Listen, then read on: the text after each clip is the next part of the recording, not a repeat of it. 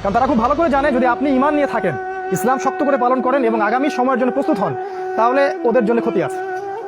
এবং সারা দেশ সারা বিশ্বের যুব সমাজ যদি একত্রিত হয়, ঈমানী চেতনা লালন করে, তাহলে আগামীতে ওই তারেক বিন জিয়াদের মতো, এই আপনার মোহাম্মদ বিন কাসেমের মতো যুবকরা উঠে আসবে ইনশাআল্লাহ।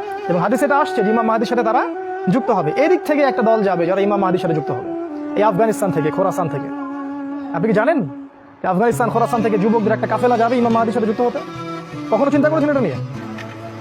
চিন্তা করতে পারবেন না এই কারণে যে আপনার সামনে দাজ্জালের অনুসারীরা কিছু টোপ দিয়ে রেখেছে। কি কি? যেমন প্রথম, শর্ট করছি আমি, শেষ করে দিচ্ছি অল্প সময়ে, একটু ধৈর্য ধরে বসুন। প্রথম যে টোপটা আপনাকে দিয়েছে সেটা হচ্ছে আপনার জীবনের যেটা উদ্দেশ্য সেখান থেকে তারা আপনাকে সরিয়ে দিয়েছে। আল্লাহ পাক আমাদেরকে সৃষ্টি করেছেন কি জন্য? তার ইবাদত করার জন্য, তাই না? কিন্তু এখনকার যুব সমাজকে জিজ্ঞাসা করেন যে বাবা তোমার জীবনের উদ্দেশ্য কি, আমার মনে হয় 90%ই বলতে পারবে না। আর যারা বলতে পারবে তারা বলবে একটা চাকরি বা একটা ব্যবসা বা একটা সুন্দরী নারী বা একটা গাড়ি বাড়ি অথবা স্ট্যাটাস প্রতিষ্ঠিত হতে হবে, জীবনে নিজের পায়ে দাঁড়াতে হবে। বোকা মানুষ বোঝে না যে কখনো মানুষ নিজের পায়ে দাঁড়াতে পারে না। মানুষ কখনো নিজের পায়ে দাঁড়াতে পারে না। আল্লাহ পাকের এক হুকুম 1 সেকেন্ডে মানুষের 19-20 হয়ে যাবে, একেবারে শেষ।